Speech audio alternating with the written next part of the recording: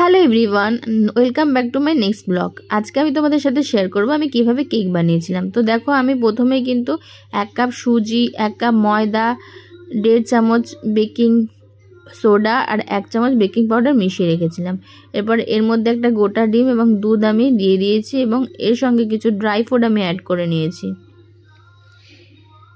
এর মধ্যে যে খেজুরগুলো আছে মানে ডেটসগুলো আমি কিন্তু তুলে নিয়েছিলাম,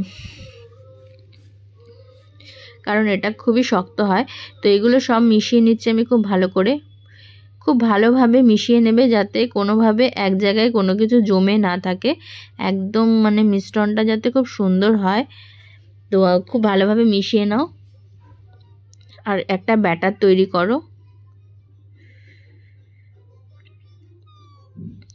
এবার সম পরিমাণে তোমরা চিনিও অ্যাড করতে পারো, তো আর তোমরা চাইলে গুঁড়ো অ্যাড করতে পারো। আমি গুড়ের পাউডার আর চিনি অ্যাড করেছিলাম। মানে তোমরা যদি 1 কাপ সুজি 1 কাপ চিনি দাও তাহলে সম পরিমাণ 1 কাপ সুজি 1 কাপ ময়দা দাও তাহলে সম পরিমাণ তোমাদের চিনিও দিতে হবে।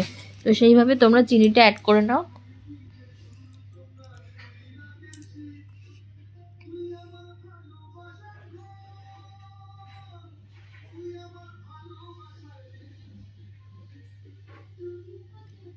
এরপর আমি এর সাথে একটু হোয়াইট অয়েল মিক্সড করে নিচ্ছি।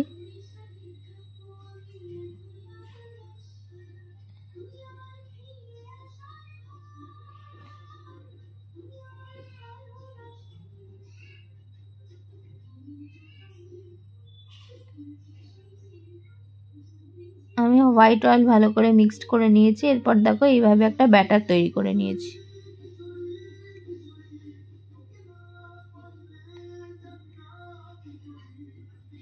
এরপর আমি একটু ভ্যানিলা এসেন্স অ্যাড করে নিয়েছি এর মধ্যে।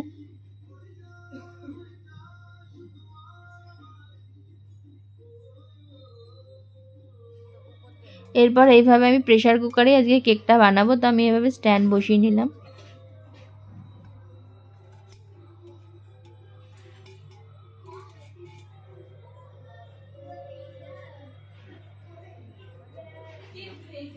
তো আমি যেহেতু বাটির মধ্যে বসাবো, তাই বাটিতে তোমরা একটু অয়েল ব্রাশ করে নেবে, তাহলে কেকটা খুব সহজেই উঠে আসবে।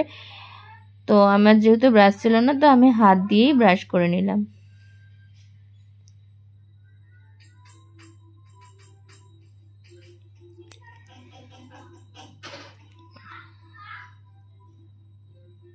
এরপর ওপরে একটু আটা ছিটিয়ে নেবে, তাহলে কেকটা খুব সহজেই উঠে আসবে।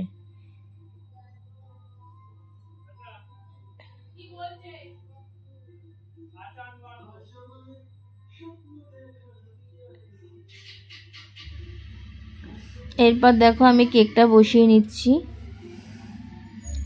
একদম ব্যাটারটা এরকমভাবে এতটাই থিকনেস থাকবে, বেশি পাতলাও করবে না আবার বেশি মোটাও করবে না, থিকনেসটা যেন এমনই থাকে।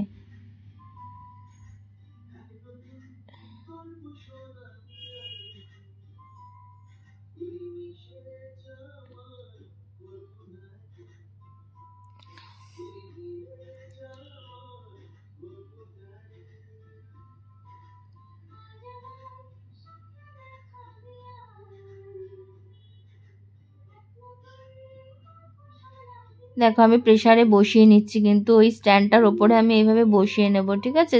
কিন্তু প্রেসার কুকারটা একটু গরম হতে দেবে, ঠিক আছে। প্রেসার কুকারটা যে একটু গরম হয়ে আসলে এইভাবে তোমরা কেকটা বসিয়ে নেবে।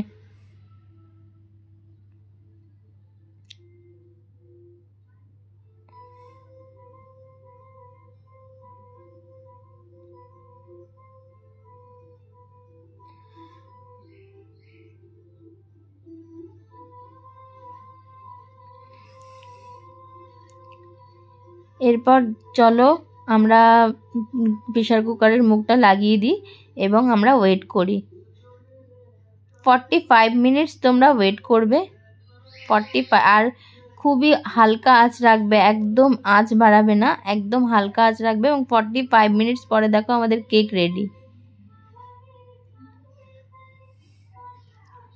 এবার বলো কেকটা কেমন হয়েছে। কেকটা কিন্তু ভীষণ স্পঞ্জি হয় এবং খুব ভালো হয়েছিল। তোমরা চাইলে এইভাবে ট্রাই করতে পারো একবার, আর ট্রাই করে বলবে কেমন হয়েছে। দেখো কেকটা আমি থালার মধ্যে বার করে নিচ্ছি। এবার বলো কেকটা কত সুন্দর উঠে এসেছে, দেখেছো?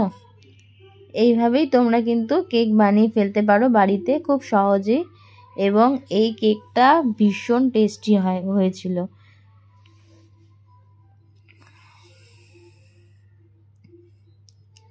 চলো দেখা হচ্ছে তোমাদের সঙ্গে আমার নেক্সট ব্লগে। টাটা।